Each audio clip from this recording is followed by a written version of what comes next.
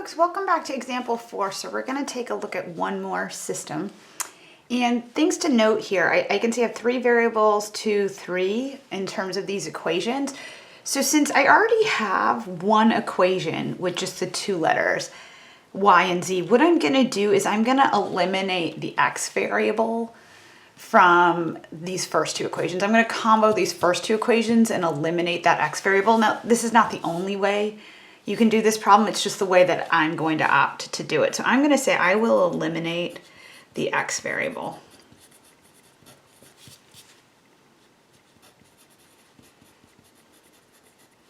So if I do that, just taking a look, I have a +1 coefficient here and a -2 here. So what I'm going to do is I'm going to multiply this entire equation by -2, and I'm going to add it to the third equation.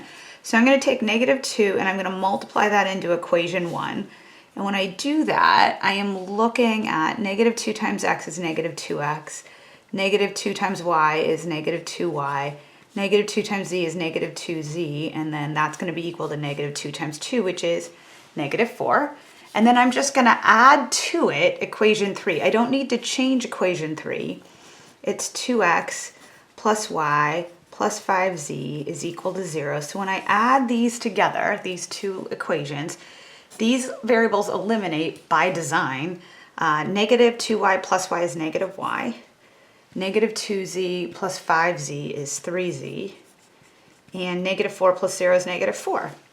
So, okay, so let's now take a look at my reduced 3x3 to a 2x2 system. So if I take a look at this, I'm going to use the equation that was given, y minus 3z equals 1.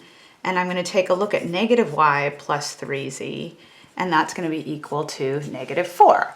And I'm going to use elimination here, and the y's are already set up, and actually the z's are also already set up. So when I add these 2 equations, these eliminate, these also happen to eliminate. So that leaves me with the 0 on the left side of the equation. 1 minus 4 is -3.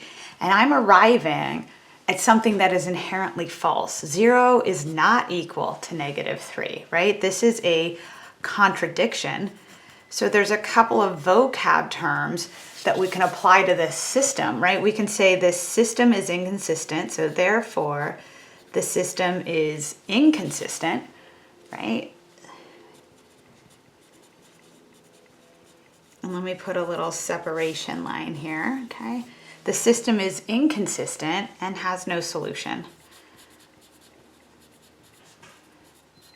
So when they say solve this system of equations, well, this system of equations has no solutions, all right? And then it gets this extra vocab term. We would call it inconsistent, all right? Thanks so much, everyone. Bye.